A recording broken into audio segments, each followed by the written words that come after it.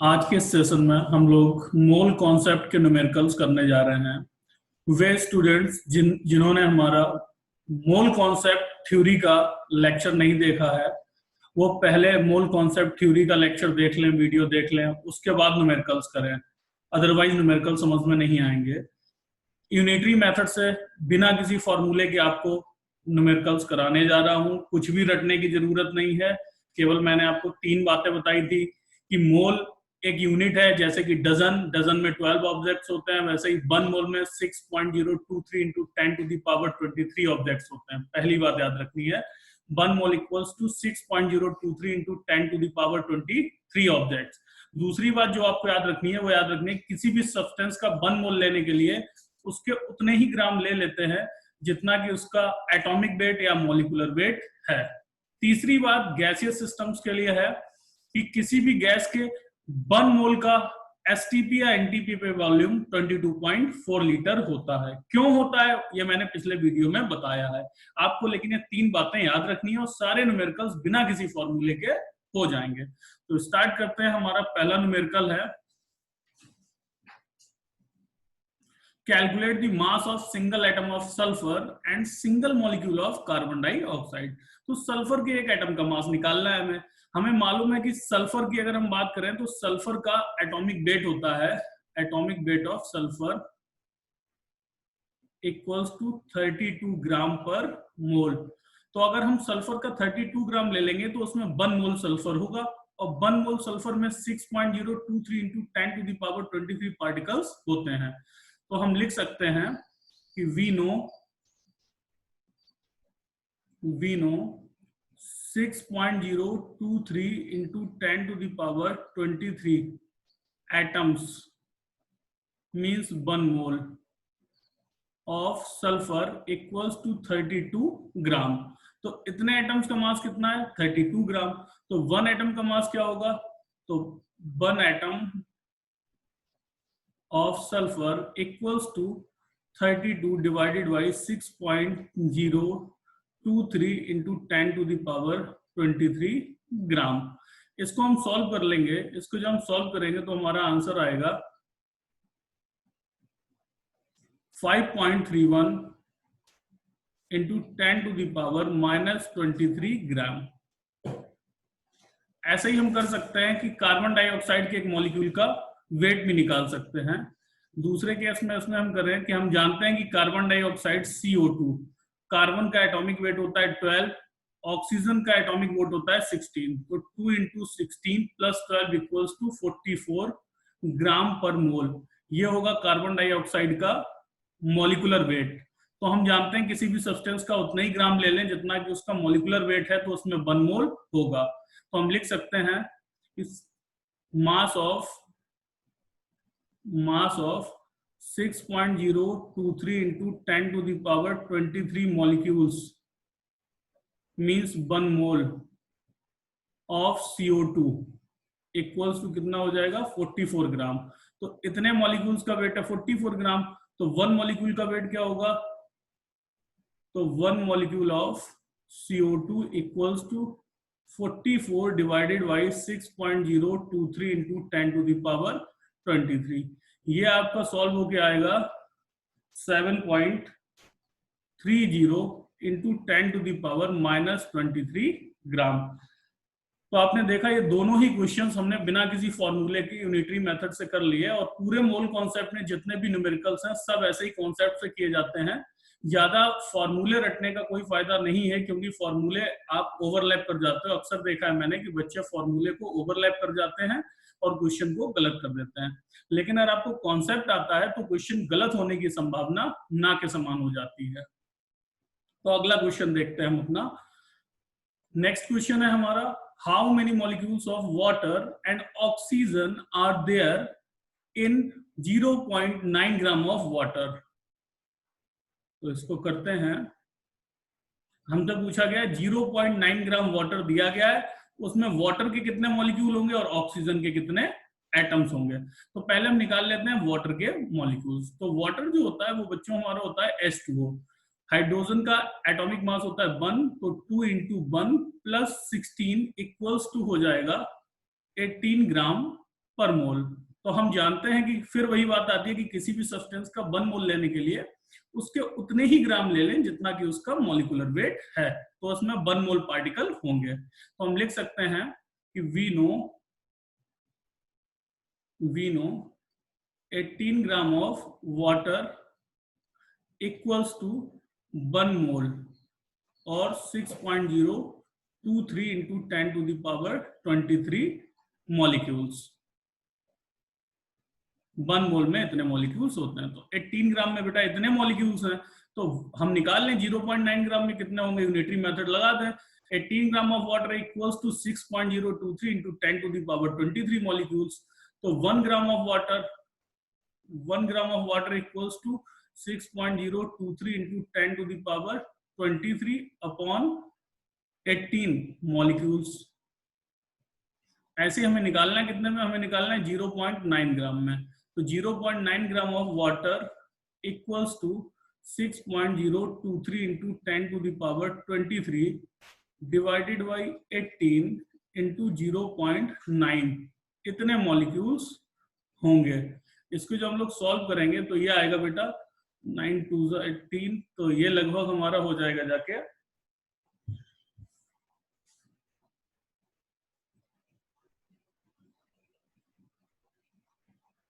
इसको सॉल्व कर लेते हैं। चलिए ये हटाया, यहाँ पे 0 बढ़ा दिया आपने, 9 1 जा 9, 9 2 जा 18, तो यहाँ हो गया 20। एक 0 से एक 0 काट देते हैं तो ये हो गया आपका 10 टू द पावर बचा आपका 22, तो 2 3 जा 6, तो 3.011 into 10 to the power 22 molecules. तो वाटर के जो मॉलिक्यूल्स आपके निकले 0.9 ग्राम में, वह 3.011 into 10 to the power 22 molecules. अब जरा वाटर पे नजर डालिए, हमें अभी इसमें ऑक्सीजन एटम्स और निकालने बेटा। तो वाटर पे नजर डालेंगे आप तो देखेंगे वाटर के एक मॉलिक्यूल में ऑक्सीजन का एक एटम है। तो हम लिख सकते हैं कि 1 molecule of water equals to 1 atom of oxygen. तो वाटर के एक मॉलिक्यूल में ऑक्सीजन का एक एटम है, तो इतने मॉलिक्यूल में कितने एटम्स होंगे, इतने ही होंगे। तो 3.011 into 10 to the power 22 molecules of water equals to 3.011 into 10 to the power 22 atoms of oxygen। ये दूसरा आंसर हमारा हो गया। बड़े इजी तरीके से हमने इन्हें यूनिटरी मेथड से कर लिया। सारे क्वेश्चंस ऐसे ही लग जाते हैं, बस एक बार आपको 3 बातें याद रखनी है जो मैंने आपको बताई हैं। अगला क्वेश्चन करते हैं। अगला क्वेश्चन कह रहा है what is the mass of 3.01 into 10 to the power 22 molecules of ammonia. इसको भी उसी तरीके से कर लेते हैं। तो अमोनिया जो होता है बच्चों, वो हमारी गैस होती है, अमोनिया गैस, फॉर्मूला होता है NH3। तो NH3 का मॉलिक्यूलर वेट अगर हम निकालें तो N का 14 plus 1 into 3 equals to 17 gram per मोल आ जाता है। तो अमोनिया का मॉलिक्यूलर वेट है 17 ग्राम पर मोल। इसका मतलब है अगर हम अमोनिया के 17 ग्राम ले लें तो उसमें 1 मोल अमोनिया मॉलिक्यूल्स होंगे। तो हम जानते हैं, यहां से हम लिख सकते हैं we know 17 gram of ammonia, 17 gram of ammonia equals to 6.023 into 10 to the power 23 molecules of ammonia। इतने मॉलिक्यूल्स का मतलब 1 मोल। ये 1 मोल हो गया, किसी भी सब्सटेंस का उतना ही ग्राम ले लेते हैं जितना कि उसका मॉलिक्यूलर वेट है, तो उसमें 1 मोल होता है। तो इतने मॉलिक्यूल्स का वेट क्या है, 17 ग्राम। तो दोबारा इसको रीअरेंज करके ऐसे लिख लो, 6.023 into 10 to the power 23 molecules of ammonia equals to 17 ग्राम। इतने मॉलिक्यूल्स का वेट है 17 ग्राम। तो यूनिटरी मेथड लगा लेते हैं हम लोग। तो 1 मॉलिक्यूल का वेट क्या होगा, 17 upon 6.023 into 10 to the power 23 gram. इतने ग्राम हो गया। हमें निकालना कितने का, इतने मॉलिक्यूल का निकालना है, तो इसका मल्टीप्लाई करते हैं। तो हमें निकालना है 3.01 into 10 to the power 22 molecules of ammonia, तो इसका मल्टीप्लाई कर देते हैं 3.01 into 10 to the power 22 upon 6.023 into 10 to the power 23, इतने ग्राम हो गया। तो इसको हम लोग सॉल्व कर ले बच्चों, तो ये हमारा आ जाएगा सॉल्व होके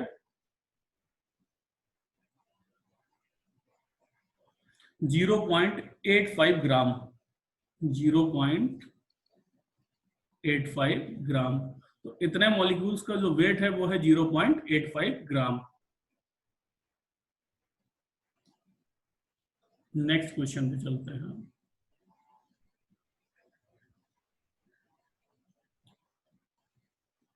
नेक्स्ट क्वेश्चन है कि हमारे पास कार्बन डाइऑक्साइड के इतने मिलीग्राम थे।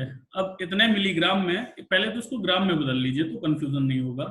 तो 200 milligram of CO2 equals to 200 into 10 to the power -3 gram of CO2।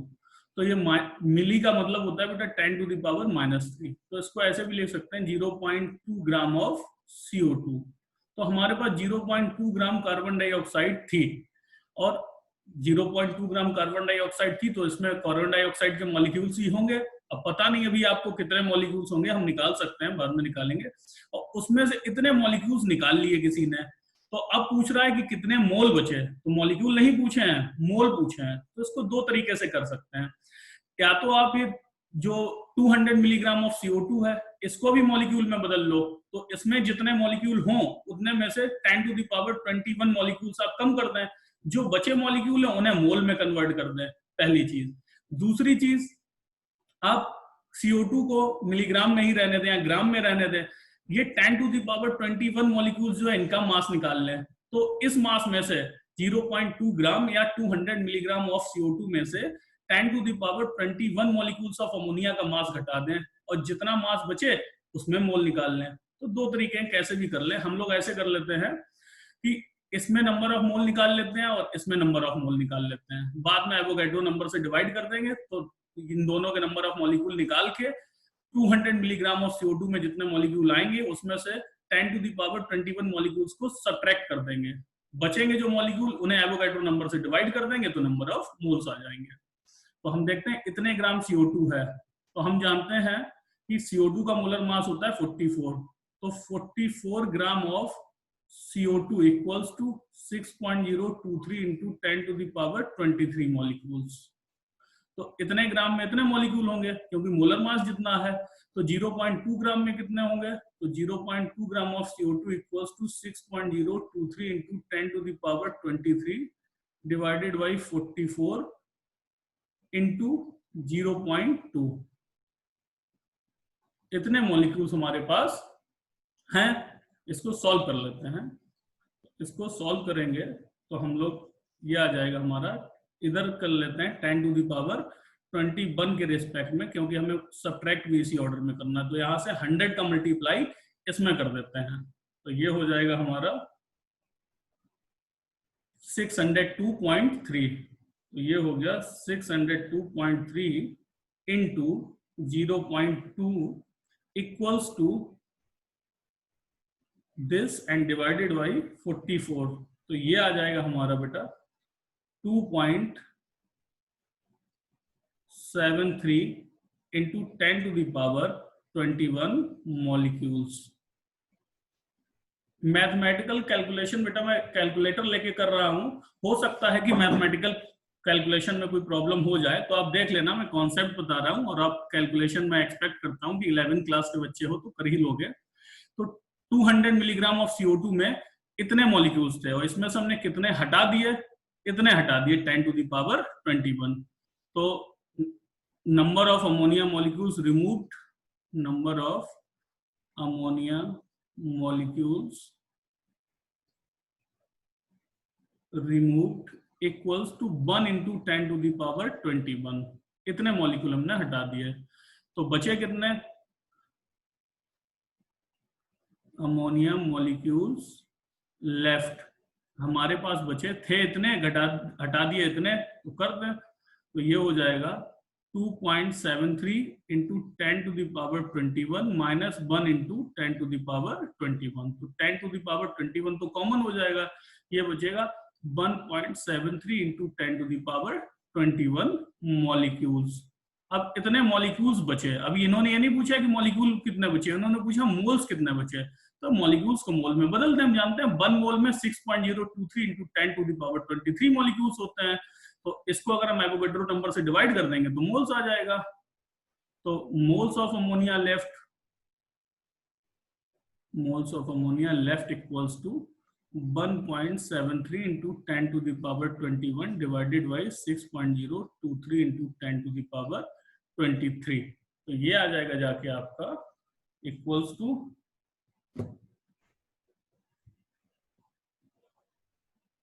ये अमोनिया नहीं था बेटा, ये मॉलिक्यूल्स जो थे वो CO2 के थे। तो बाकी तो खैर हम लोगों ने कोई गड़बड़ नहीं किया है, ये किसी और क्वेश्चन का अमोनिया चलता रहा दिमाग में तो अमोनिया ही हो गया है, ये CO2 के मॉलिक्यूल्स थे। तो बाकी कोई नहीं है, जहां पे हमें मोलर मास यूज करना था हमने CO2 का ही किया है 44, तो 44 है।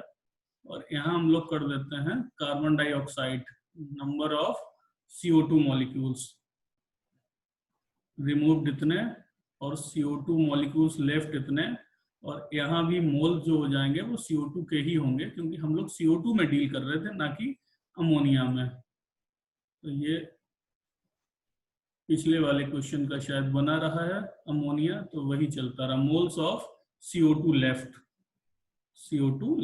तो इसको इससे डिवाइड कर देंगे हम लोग और ये आ जाएगा हमारा 2.88 into 10 to the power -3 moles. आप ये क्वेश्चन अपने करके देख सकते हैं, कैलकुलेशन कर सकते हैं।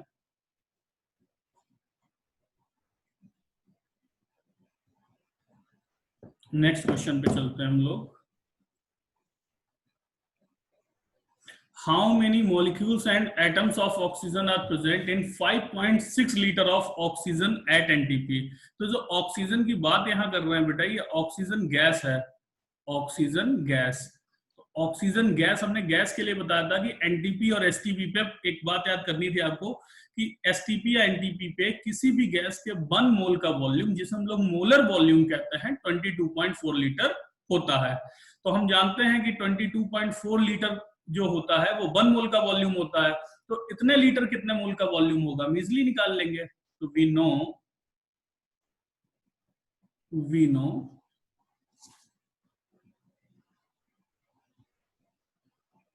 22.4 litre of oxygen at STP और NTP एक ही बात होती है, NTP equals to STP equals to 1 mole of O2, oxygen का 1 मोल। तो ये तो स्टैंडर्ड रिलेशन है, हमें हमेशा पता होता है कि 22.4 लीटर ऑफ कोई भी गैस होगी STP पे वो 1 मोल होगी। तो 1 मोल का वॉल्यूम इतना ही आता है NTP और STP के टेम्परेचर प्रेशर्स पे। तो हमारे पास कितने लीटर गैस है, 5.6 लीटर है, तो इसमें कितने मोल होंगे निकाल लेते हैं।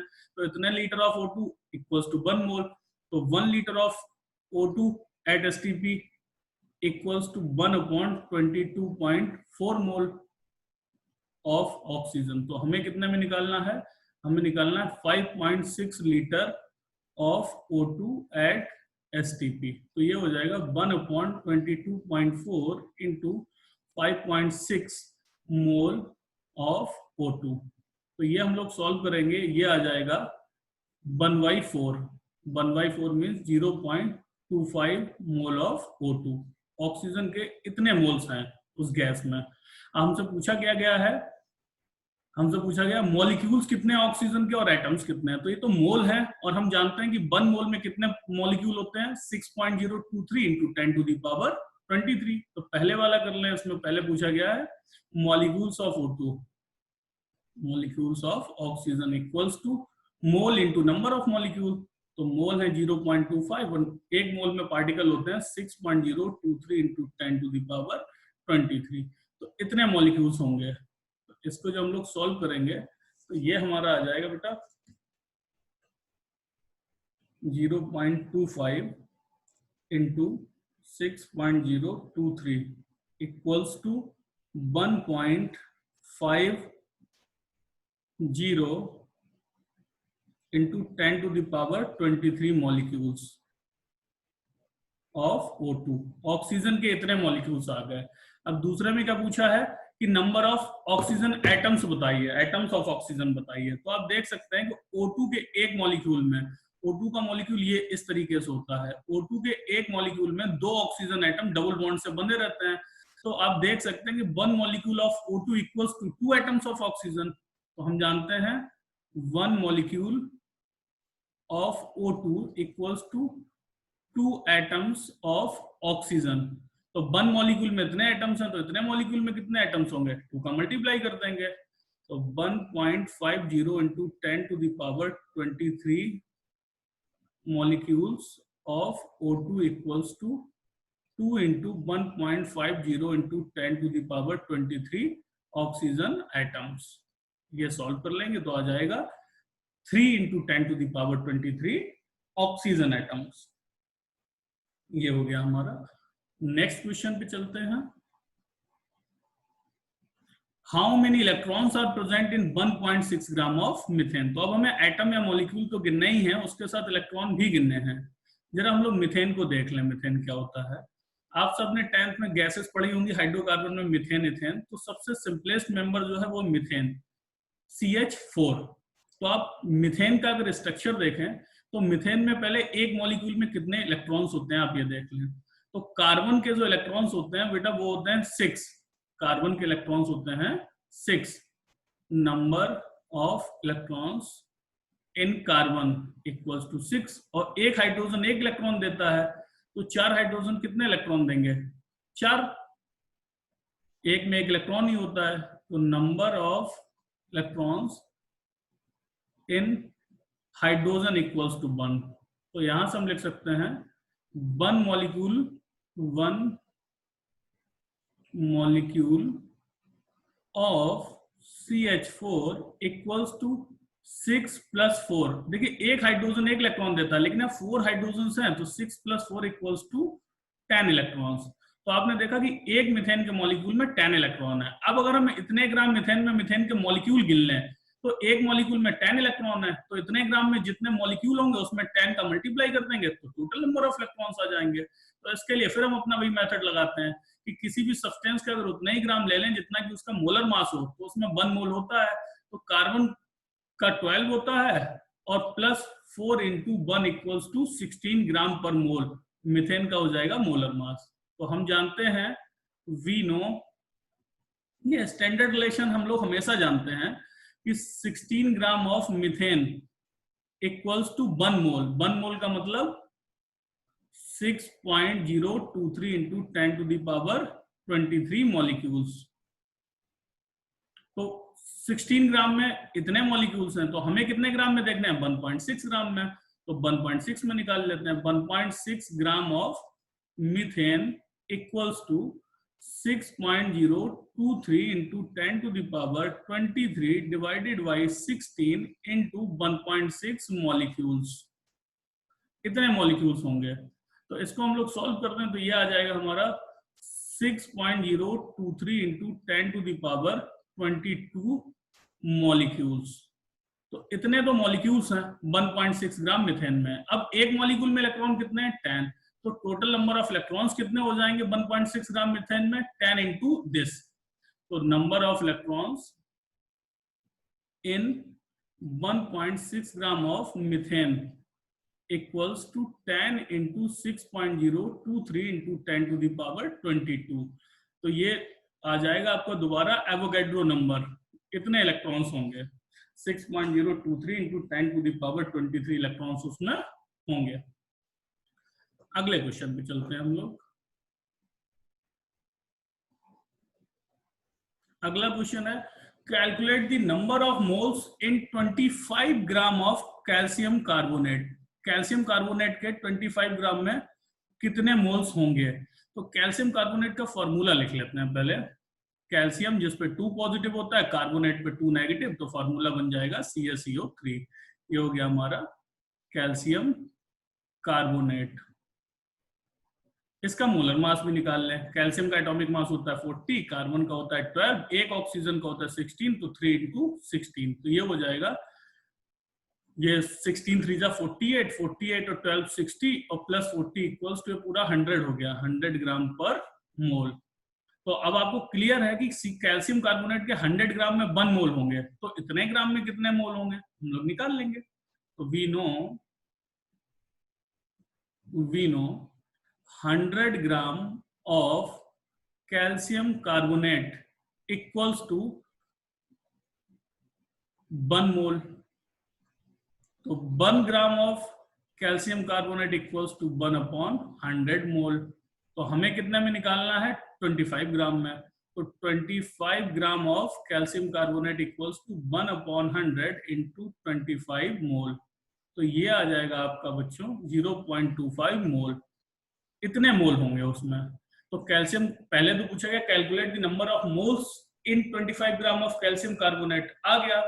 फिर पूछा गया है and number of oxygen atoms. तो अब इतने मोल कैल्शियम कार्बोनेट में, 0.25 मोल कैल्शियम कार्बोनेट में ऑक्सीजन के एटम्स कितने होंगे। तो आप देख सकते हैं कि कैल्शियम कार्बोनेट के एक मॉलिक्यूल में ऑक्सीजन के 3 एटम्स हैं, एक मॉलिक्यूल में 3 एटम्स हैं और ये मोल हैं। तो इतने मोल में पहले तो कैल्शियम कार्बोनेट के मॉलिक्यूल कितने होंगे, तो फिर आप लिखेंगे कि 1 mole of calcium carbonate equals to 6.023 into 10 to the power 23 molecules. ये पहले ही पता है 1 मोल में इतने पार्टिकल होते हैं, तो भाई 1 मोल में इतने मॉलिक्यूल होंगे, लेकिन हमें कितने में देखना है, 0.25 मोल में देखना है। तो इसमें कितने मॉलिक्यूल होंगे, 0.25 mole of calcium carbonate equals to 6.023 into 10 to the power 23 into 0.25 molecules. तो इतने मॉलिक्यूल्स हैं। अब इतने तो मॉलिक्यूल्स हैं हमारे पास, ठीक है। हमें क्या पूछा गया है, ऑक्सीजन के नंबर ऑफ एटम्स। तो एक मॉलिक्यूल में 3 ऑक्सीजन एटम्स हैं, तो इतने मॉलिक्यूल में कितने ऑक्सीजन होंगे, दिस इंटू 3। तो number of oxygen atoms will be equal to 3 into 6.023 into 10 to the power 23 into 0.25 atoms of oxygen. इसे सॉल्व कर लेना, यही है हमारा आंसर।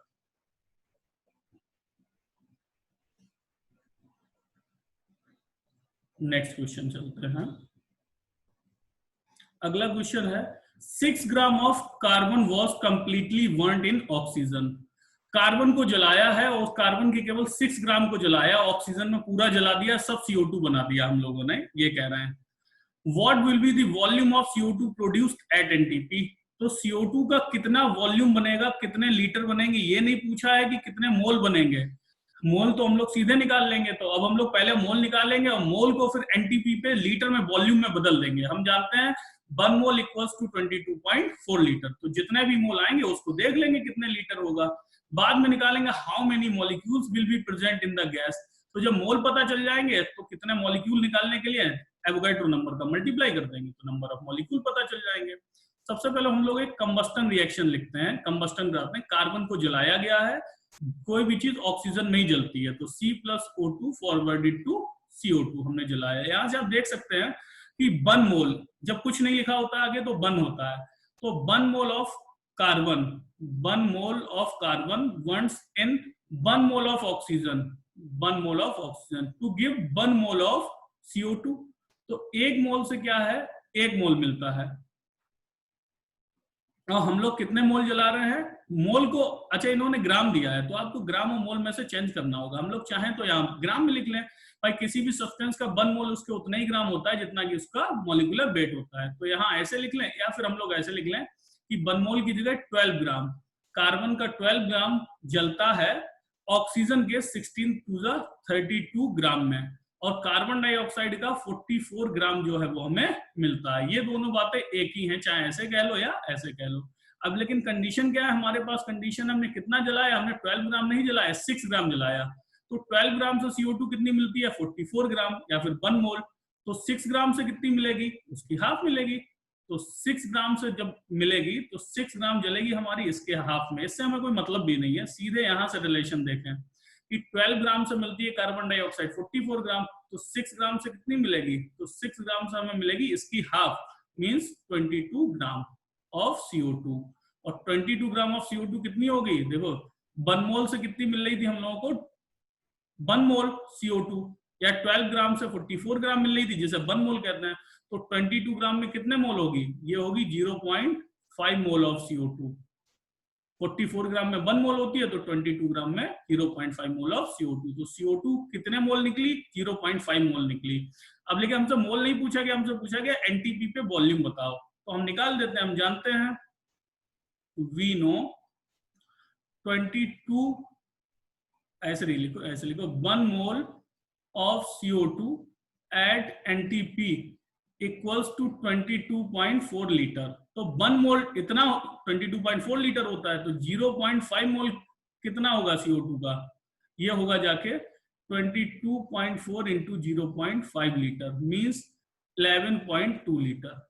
तो पहली चीज ये हो गई हमारी कि एनटीपी पे कितना लीटर CO2 निकली, तो 11.2 लीटर CO2 निकली। अब ये कह रहे हैं कि उतनी गैस में how many molecules will be present in the gas, CO2 के कितने मॉलिक्यूल होंगे इतनी गैस में, तो ये है कितना, ये तो हाफ मोल है, तो हाफ मोल में मॉलिक्यूल निकाल लें।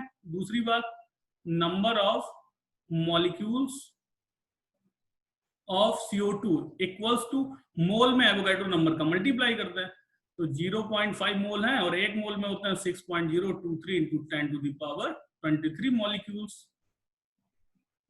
तो इसमें हो जाएगा आपका, इसका हाफ हो जाएगा 3.01 into 10 to the power 23 molecules. ये हो गया आपका, सब यूनिटरी मेथड से हो जाते हैं, आपको किसी फॉर्मूले की जरूरत नहीं है। अगली बात करते हैं, द इलेक्ट्रिक चार्ज, इलेक्ट्रॉन पे जो चार्ज होता है वो 1.6 into 10 to the power -19 coulomb होता है। कहते हैं कि 0.1 मोल Cu2 पॉजिटिव आयंस पे कितना चार्ज प्रेजेंट होगा। तो सबसे पहले आप देखो Cu2 पॉजिटिव है, तो एक Cu2 पॉजिटिव के आयन पे कितना चार्ज है, 2 इलेक्ट्रॉन जितना, तो 2 into 1.6 into 10 to the power -19 coulomb. तो लिखो charge on 1 Cu2 positive ion equals to 2 into 1.602 into 10 to the power -19 coulomb. एक आयन पे इतना चार्ज है, और हमारे पास आयन है कितने, 0.1 मोल, तो 0.1 मोल में कितने आयन हो जाएंगे भाई, 1 मोल में होता है 6.023 इंटू 10 टू द पावर 23, तो 0.1 मोल में कितना होंगे उसका मल्टीप्लाई कर देंगे। तो पहले लिखें number of Cu2 positive ions हैं कितने हमारे पास, number of Cu2 positive ions equals to 0.1 into 6.023 into 10 to the power 23, इतने हैं आयंस। इसको अगर हम लोग सॉल्व कर लें तो ये आ जाएगा 6.023 into 10 to the power 22 ions हैं। अब एक आयन पे इतना चार्ज होता है, तो इतने आयन पे कितना चार्ज होगा, तो टोटल चार्ज निकाल लो, total charge on 0.1 mole of Cu2 positive, तो इतने आयंस हैं और एक आयन पे इतना चार्ज है, तो ये हम लोग इसका मल्टीप्लाई करते हैं 6.023 into 10 to the power 22 into 2 into 1.602 into 10 to the power -19 coulomb, ये चार्ज आ जाएगा। इसको हम लोग सॉल्व कर लेते हैं, पहले पावर सॉल्व कर दें, माइनस की है 19 और प्लस की है 22, तो ये प्लस की बचेगी हमारे पास 10 टू द पावर 3, बाकी नंबर्स का मल्टीप्लिकेशन कर देते हैं हम लोग, तो ये है 6.023 इंटू 2 इंटू 1.602, तो ये हो जाएगा जाके हमारा 19.29 into 10 to the power 3 coulomb. Standard form में आंसर हमेशा 1 डिजिट के बाद डेसिमल लगा के लिखा जाता है बच्चों, तो 1.92 into 10 to the power 4 coulomb, इतना चार्ज प्रेजेंट होगा, इतना चार्ज होगा।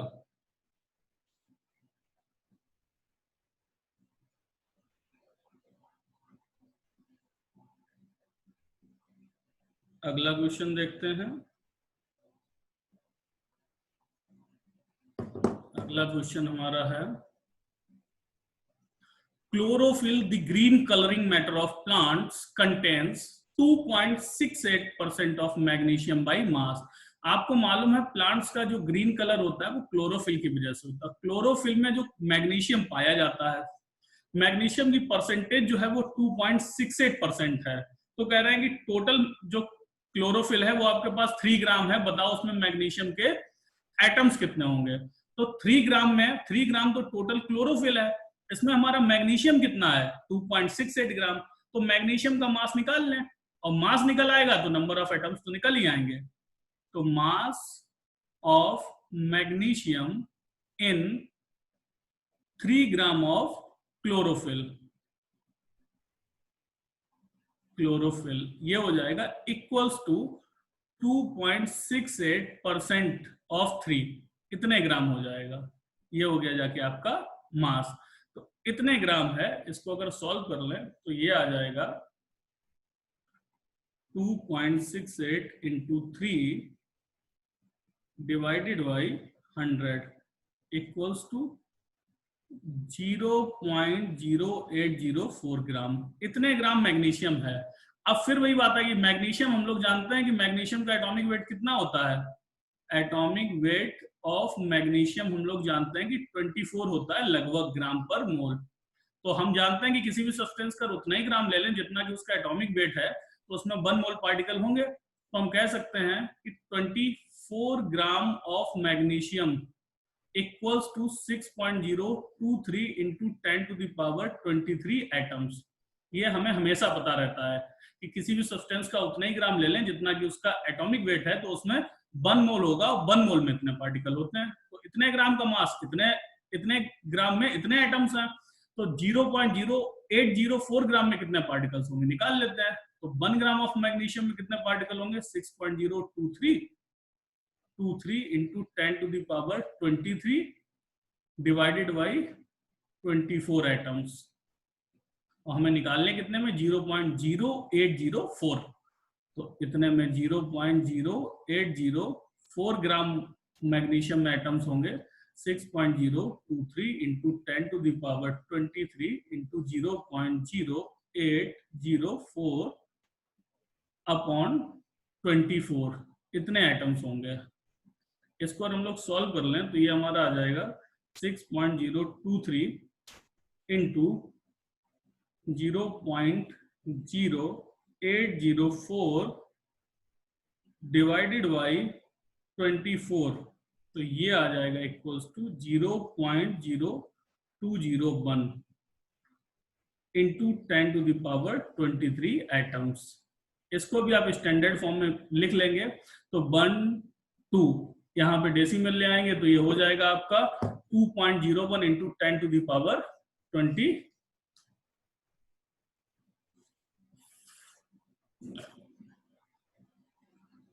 दो घटा देंगे आप 2.01 into 10 to the power 21 atoms हो जाएगा। ये आपके न्यूमेरिकल्स मोल कॉन्सेप्ट के बोर्ड लेवल के हमने लगवा दिए। इसके बाद हम आपको IIT JEE एडवांस लेवल के क्वेश्चंस भेजेंगे। थ्योरी का वीडियो देखने के बाद आप ये वीडियो देख लें, ये सब न्यूमेरिकल्स कॉपी पे पेन से कर लें। इसके बाद एडवांस लेवल के क्वेश्चंस भेजे जाएंगे। आज की क्लास यही खत्म होती है।